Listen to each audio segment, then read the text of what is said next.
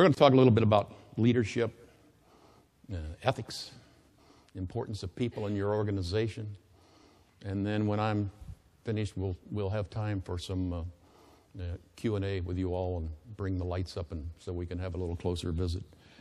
But after I had been at United for nearly 20 years, I was recruited to go down to this little airline in Texas that had 12 airplanes and 1,000 employees called Southwest Airlines. And that was the business plan for Southwest Airlines. You know, a lot of things have been written on cocktail napkins, but probably a lot of business plans too. But this one was done in 1966 or 67 in a bar in San Antonio, Texas, by a man named Rollin King, who you never heard of.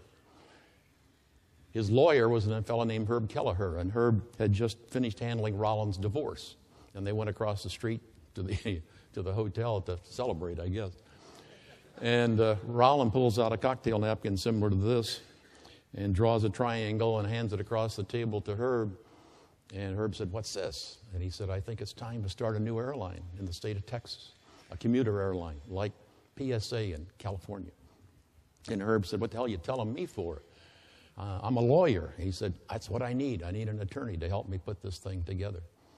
And as Herb Kelleher tells the story many years later, he said, "You know, after the first drink, I thought it was a lousy idea. But after the fourth drink, I said, sign me on." I think Herb is now 82, and so he's been there involved since 1967. And Herb is still working 60 hours a week. He's the chairman emeritus, still smoking 3 packs a day, has never exercised in his life that I'm aware of. Can drink a bottle of wild turkey a day if required. He's frequently required. But he had a passion. And I know many of you last year heard Jim Collins speak in Des Moines. And I guess that's how I ended up being here, because he talked a little bit about Southwest. But Jim Collins will tell you that people or organizations that have passion when they started, and then they have a clear vision as to where they're going, those are going to be the most profitable, most sustainable over the long term.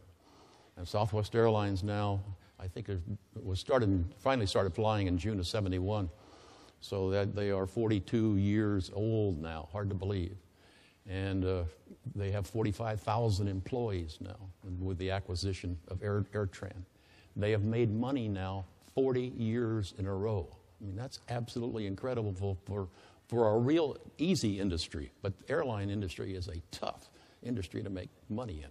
Last year, if you added up all the passenger airlines in the United States and divided in the profit up, they made 21 cents a passenger for all airlines. Now, that includes United, which lost a ton after the merger, and Delta and American and so forth. Southwest, I think, was making around $4 a passenger, leading the pack.